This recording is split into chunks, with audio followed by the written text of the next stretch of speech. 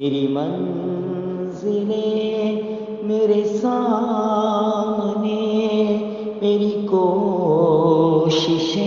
بچے کی اسپیڈ ہے تھوڑی سی، غور سن لیجیے، آرام سے اسپیڈ دو آپ۔ عزیزان اکرامی، آج ہمارے یہاں جمع ہونے کا مقصد صرف اویسی صاحب کا دیدار کرنا ہی نہیں بلکہ ہمارے قوم کے رہبر جناب بیرسٹر اسد الدین اویسی صاحب کے ذریعے ہندوستان میں اپنی قوم کو محفوظ رکھ کر حکومت میں آنا بھی ہے۔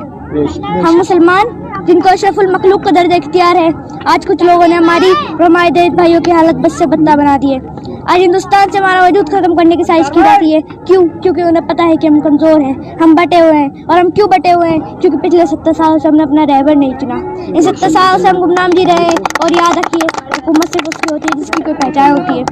ان 70 سالوں سے نام نہاد سیکولر پارٹی ہمیں بی جے پی اور RSS سے ڈرا کر یہ ہمارے ذریعے ہم پر ہی حکومت کرتے آ رہی ہیں، اور ہم بھی اپنا رہبر سمجھتے آ رہے ہیں۔ کیا ہوا جب CNRC پر ہمارا صرف ایک کام پڑا اور کوئی آگے نہیں آیا؟ اور یہاں تک کہ انہوں نے ہمیں ڈرا کے اتنا بزدل بنا دیا کہ ہم بہادری سے بغاوت کرنے کی جگہ اپنی بہن بیٹیوں کو چوراہے پر بیٹھا رہا ہے، اور اس پر ہم احتجاج میں بھی نہ جانے ہمارے کتنے ساتھیوں کو شہید کر دیا گیا۔ آج ہمارے یہاں جمع ہونے کا عزیزان اکرامی، آج اس ملک میں جو ہماری قوم کتنی بدتر ہے اس کی وجہ ہم خود ہیں۔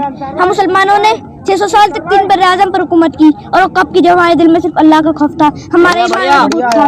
اللہ نے ہمیں نہ جانے کتنے بڑے بڑے ظالموں سے نجات دلائی، تو ان لوگوں کی تو کوئی حیثیت ہی نہیں۔ ہاں، لیکن اس کے لیے ہمیں ہی محنت کرنی ہوگی، اپنی قوم کو جمع کرنا ہوگا، ورنہ یہ لوگ ہمیں ایسے ہی ٹکڑوں میں بانٹ کر ہم پر حکومت کرتے رہیں گے، اور نعوذ باللہ ایک دن ایسا آئے گا کہ ہم لوگوں کو اس ملک سے بے دخل کر دیا جائے گا۔ اس لیے عزیزان اکرامی، میری آپ سے یہی درخواست ہے کہ آپ اپنا رہبر ضرور چنیں۔ اس وقت پورے ہندوستان میں ہماری قوم کے لیے کوئی آواز نہیں اٹھاتا سوائے جناب بیرسٹر اسد الدین اویسی صاحب کے۔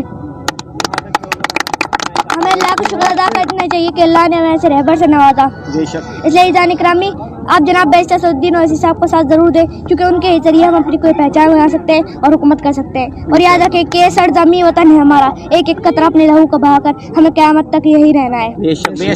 آخر میں اپنی بات اس شعر سے مکمل کرنا چاہوں گا۔ بھول گئے تم حقیقت جب چاروں طرف اندھیارا تھا، برٹش حکومت کو سب سے پہلے میں نے ہی للکارا تھا۔ کرناٹک میں پیدا ہوا میں وہی ٹیپو سلطان ہوں، میں کوئی غیر نہیں سی ملک کا مسلمان۔